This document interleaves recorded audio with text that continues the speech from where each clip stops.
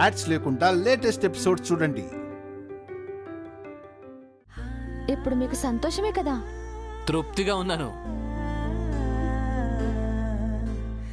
అమ్మ చేతికూర తినాలంటే రాసిపెట్టుండాలి. అమ్మ రాకపోయినా అమ్మ వంట గీత దాటొచ్చింది.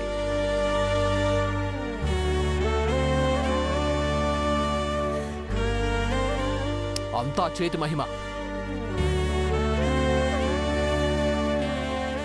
డౌటే లేదు, ఇక్కడేదో పెద్ద జగన్నాటకమే జరుగుతుంది. వీడేంటి ఇంత ఓవర్ యాక్షన్ చేస్తున్నాడు? కొంపు తీసి అంతా కలిసి నన్ను పిచ్చిదాన్ని చేయాలనుకుంటున్నారా? చెప్తా వీళ్ళ సంగతి.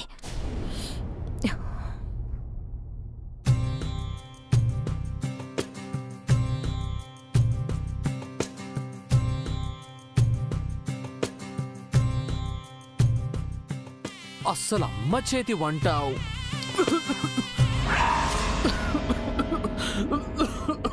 పెదబాబు మంచి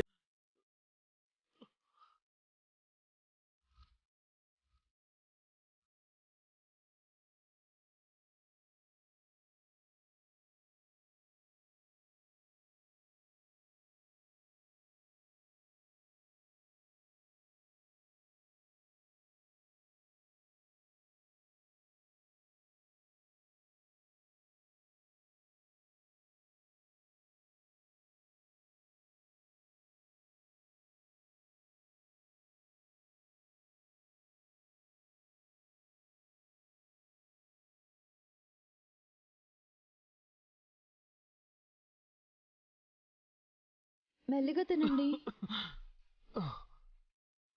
పర్లేదు.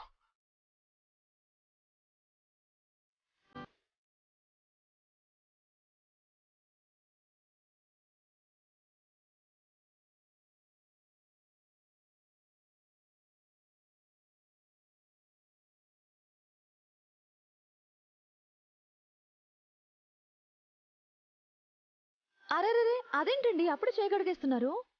చాలు దివ్య, కడుపు నిండిపోయింది. అదేంటండి అంత ఆకలన్నారు? అప్పుడే కడుపు నిండిపోయిందా? చావబోయేవాన్ని బతికించడానికి చిన్న అమృతపు బిందు చాలు కదా చార్కేశా.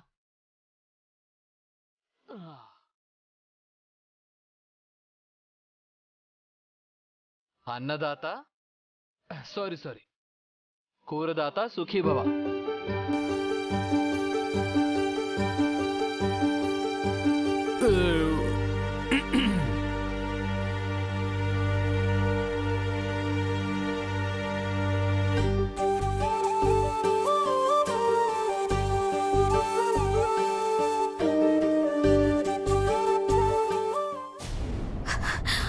చిచి, ఇంట్లో అసలు భోజనం తిన్నట్టు లేదు.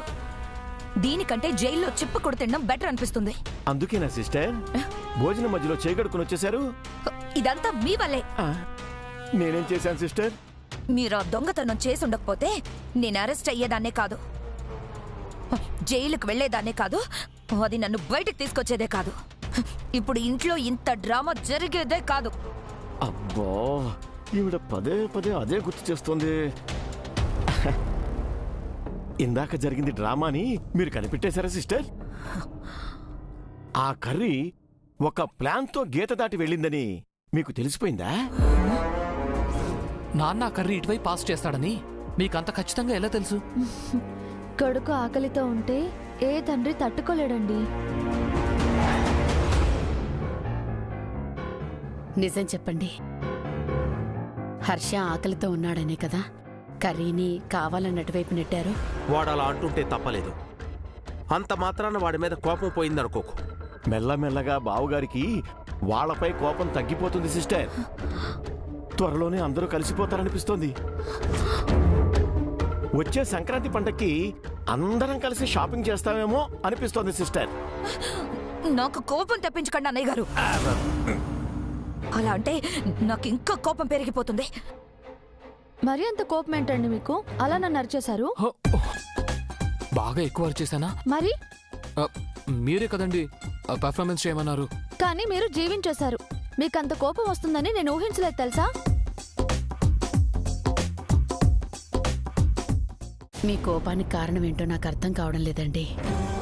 మీకు హర్ష అంటే ఇష్టం, దివ్య అంటే అభిమానం. మరి మంగ అంటే ఎందుకండి అంత కోపం? ఆ కోపాన్ని కూడా పక్కన పెట్టి అడవిలో ఆ చిన్నపిల్లని కాపాడారు కదా. మనిషిగా ఆ మాత్రం మానవత్వం ఉండటం తప్పా సుమిత్ర? తప్పే సిస్టర్, నేను అలా అనకుండా ఉండాల్సింది. కానీ నిజాన్నైతే కళ్ళు కప్పలేం కదా. ఒక్కసారి ఆ గీత చెరిగిపోయి వాళ్ళు కలిసిపోయినట్టు ఊహించుకో సిస్టర్.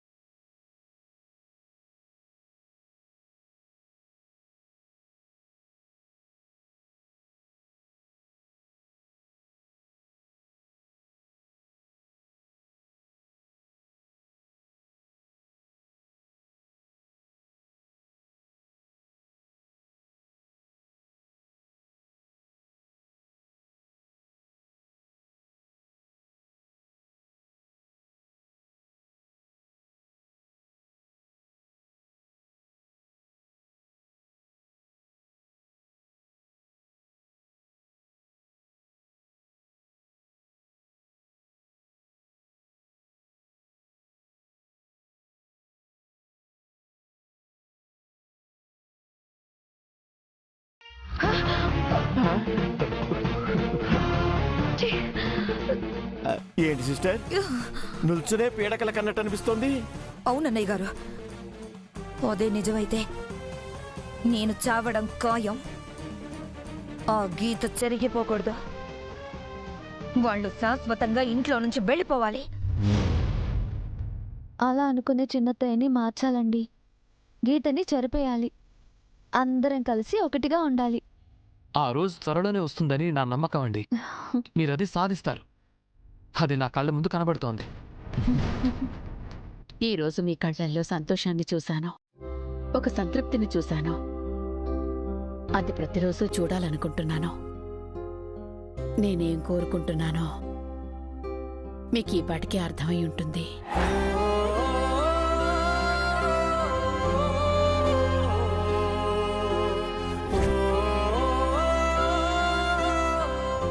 క్రమక్రమంగా బావగారు మెత్తబడిపోతున్నారు సిస్టర్. ఆయన మనసు ఏ క్షణంలోనైనా మారిపోవచ్చు. మనం గట్టి ప్లాన్ ఏదో ఒకటి వెయ్యాలి సిస్టర్. అదే ఆలోచిస్తున్నాను. ఒక పెద్ద సంఘటన జరగాలి. ప్రసాద్ వాళ్ళని అసహ్యించుకోవాలి. ఈ ఇంటి నుండి గెంటేయాలి. అలాంటి ప్లాన్ ఏదైనా ఉంటే బాగా ఆలోచించి చెప్పండి.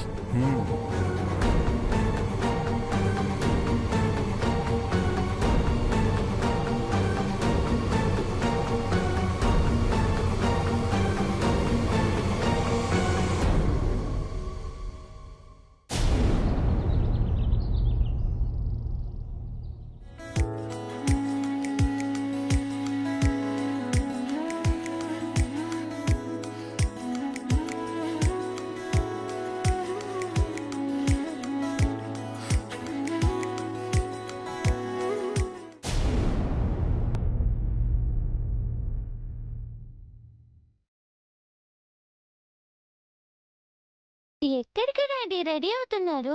ఒక ఇంపార్టెంట్ వర్క్ మీద వెళ్తున్నాను బంగారం. నేను తిరిగొచ్చాక గుడ్ న్యూస్ చెప్తాను. ఏంటి డాడీ? సర్ప్రైజ్. నువ్వు మమ్మీ కూడా చెప్పొద్దు, ఓకేనా? మమ్మీ టెంపుల్ కి వెళ్ళిందిగా. అవును కదా. తను తిరిగొచ్చాక అడిగితే నేను బయటకు వెళ్ళాలని మాత్రం చెప్పు, ఓకేనా? అంత ఇంపార్టెంట్ వర్క్ డాడీ? అవును బంగారం, వెరీ వెరీ ఇంపార్టెంట్ వర్క్. మరి తాతయ్య నాన్నమ్మల బ్లెస్సింగ్స్ తీసుకోరా? పెద్దవాళ్ళ బ్లెస్సింగ్స్ తీసుకుంటే వెళ్ళిన పని సక్సెస్ అవుతుందని మమ్మీ చెప్పింది. తాతయ్య నాన్నమ్మల బ్లెస్సింగ్స్ తీసుకోవాలని నాకు ఉంది బంగారం. కానీ ఏం చేయను, వాళ్ళేమో గీత అటువైపు ఉన్నారు కదా. మనం అటువైపు వెళ్ళకూడదు, వాళ్ళేమో ఇటు రాకూడదు. నేను రప్పిస్తాగా. ఎలా బంగారం? మీకు తాతయ్య నాన్నమ్మల బ్లెస్సింగ్స్ కావాలి అంతే కదా? అవును. అయితే నాకు వదిలేయండి. మనసుంటే మార్గం ఉంటుందని మమ్మీ చెప్పింది కదా. మీరు ఇక్కడే ఉండి చూస్తూ ఉండండి. నేను సైగ చేయగానే వచ్చేయండి. అలాగే. ఆ.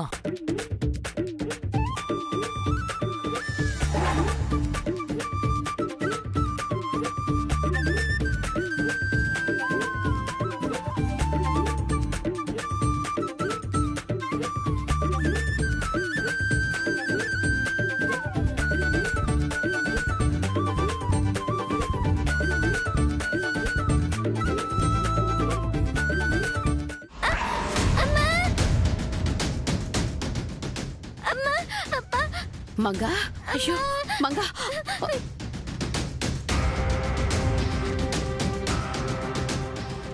Mummy, daddy, Manga, mummy, daddy, అమ్మా, మమ్మీ. ఇంట్లో ఎవరూ లేరా? పాప పడిపోతే పట్టించుకునే వాళ్ళు లేరా? అమ్మా, అమ్మ మంగా. మమ్మీ. సుమిత్ర, పాప లేపు. అలాగే లేమ్మా. ఏమ్మా, దెబ్బ తగిలిందా? నొప్పిగా ఉందా? అవునానమ్మా. అమ్మ ఎక్కడమ్మా? టెంపుల్ కి వెళ్ళింది.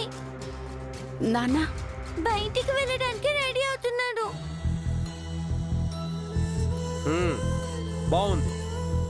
ఇంట్లో ఉండి పాపను చూసుకోవాల్సిన వాళ్ళు గుడికి వెళ్తారు. ఇంట్లో ఉన్న వాళ్ళు పాపను పట్టించుకోకుండా వాళ్ళ దోవన వాళ్ళు ఉంటారు.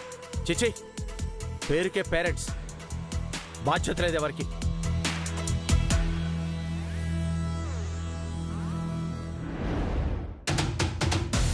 ఓకే.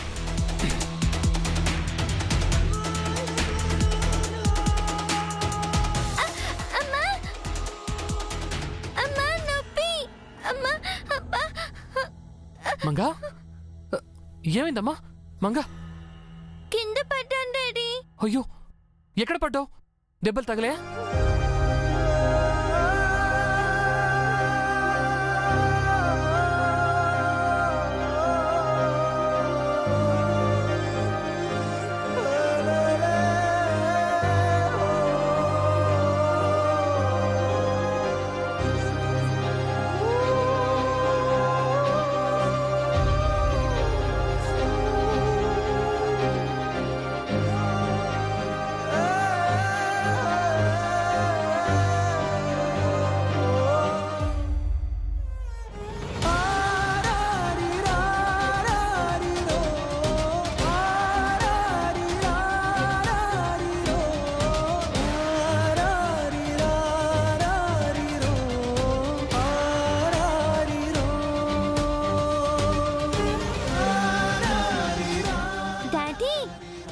వచ్చేలోపు తాతయ్య నానమ్మ వచ్చేసారు.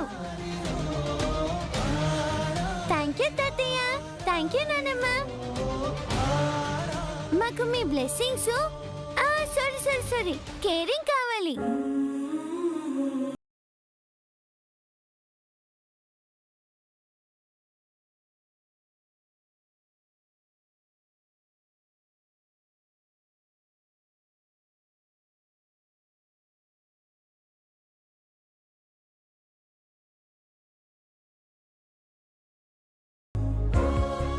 నీకేం కాలేదు కదమ్మా? మీరు అనుకున్న పని అయిపోయింది కదా డాడీ, హ్యాపీనా? చాలా చాలా హ్యాపీ. నేను వెళ్ళే పని కూడా సక్సెస్ అవుతుంది. మీకు బ్లెస్సింగ్స్ అందే కదా, అనుకున్న పని కూడా జరుగుతుంది. ఓకే.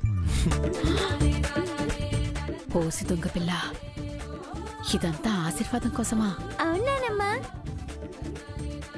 సరే, నేను వెళ్ళొస్తాను బంగారం. వెళ్ళొస్తానమ్మా. Bye daddy. బాయ్.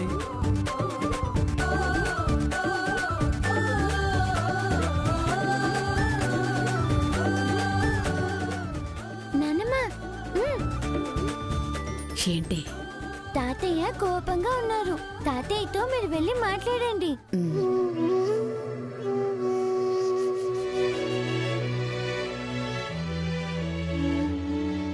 ఏమండి, ఏంటి? మీరు స్నానం చేసి వస్తారా? టిఫిన్ పెడతాను. ఈ మధ్య ఇంట్లో అందరూ నటిస్తున్నారు.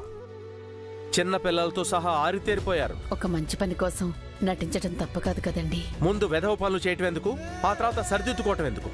ఆ జ్ఞానం ఏదో చేసే ముందే ఉండాలి. తెలిసెవరూ తప్పు చేయరండి. అది తప్పని తెలిసాక సరిదిద్దుకోవడం తప్పు కాదు కదా. ప్రేమున్న చోట కోపం కూడా ఉంటుంది, కోపం ఉన్న చోటే ప్రేమ ఉంటుంది. మీకు తెలియంది మీరు చెయ్యంది కాదు. రాత్రి ఏం చేశారో మర్చిపోయారా? పిల్లల ఆకలైనా బాధైనా పెద్దలకే తెలుస్తుంది. పెద్దల ఆశీర్వాదం పిల్లలకు కావాలి కదండి. సర్లే, ఆ వంకతో నాకు దగ్గరవ్వాలని మాత్రం చూడొద్దని చెప్పు.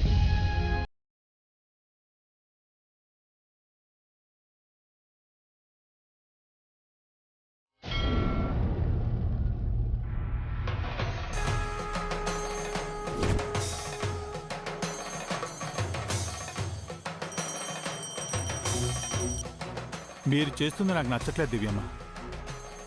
మీరేమో వాళ్ళకి హెల్ప్ చేస్తున్నారు, వాళ్ళేమో అవసరం తీరాక వాళ్ళ బుద్ధి చూపిస్తున్నారు. మొన్న అడవిలో మీరు వాళ్ళ కోసం అంత కష్టపడ్డారా? ఇంటికి రాగానే ఆవిడ ఎవరినో తీసుకొచ్చి అడవిలో అటాక్ చేయించింది మనమే అని చెప్పించారు. ఆ తర్వాత మీరు మీ ప్రాణాలకి తెగించి ఆవిడ్ని కేసు నుంచి బయటపడేశారా? కోర్టు బయటే ఆవిడ మీకు ఫీజు ఇచ్చి అవమానించారు. ఇప్పుడేమో మీరు ఆవిడ కోసం పూజలు చేయించాలని గుడికొచ్చారు. పాలు తాగి విషం కక్కి అలాంటి వాళ్ళ కోసం అవసరమా దివ్యమ్మ? మన అనుకున్న వాళ్ళు మనకు అవసరమే చారుకేశ. మన అని వాళ్ళు కూడా అనుకోవాలి కదా దివ్యమ్మ. ఇప్పుడు మనకి రెండే దారులున్నాయి చారుకేశ. ఒకటి వాళ్ళని దూరంగా ఉంచటం, రెండు వాళ్ళని మార్చటం. వాళ్ళకి దూరంగా ఉండలేం, అందరం కలిసి ఉండాలన్నదే సుమిత్ర అత్తయ్య కోరిక. అందుకే రెండో దారిని ఎంచుకున్నాను.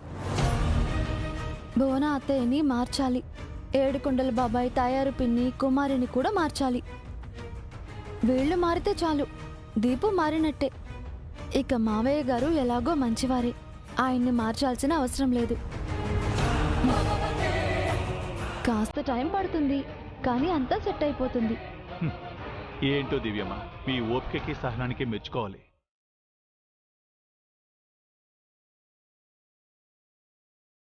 సర్వమంగళమాంగళ్యే శివే సర్వార్థసాధికే శరణ్యే త్ర్యంబకే గౌరీ నారాయణి నమోస్తుతే. అర్చన చేయండి పూజారి గారు. పేరు గోత్రం చెప్పండమ్మా.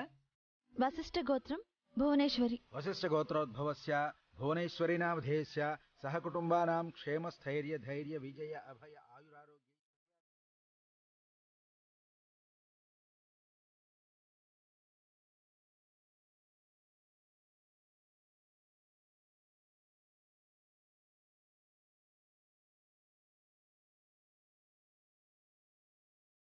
పంతులు గారు, మాతాజీ వస్తున్నారు, హారతికి ఏర్పాటు చేయండి. అలాగే చేస్తాను. మాతాజీ ఎవరు? మాతాజీ తెలీదా? వైష్ణవిదేవి ఆలయంలో ఉంటారు. చాలా మహిమగల అమ్మ. రామేశ్వరం వెళ్తూ ఇక్కడికి దైవ దర్శనానికి వస్తున్నారు.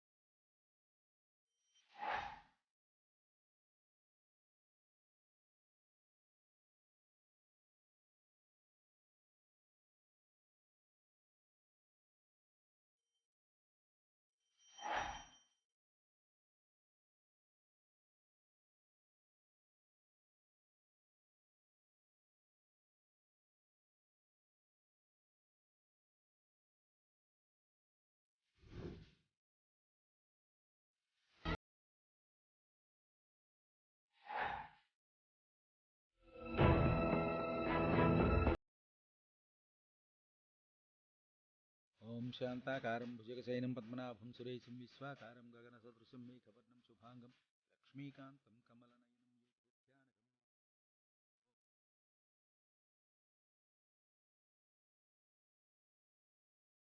కాసేపు విశ్రాంతి తీసుకుంటాను.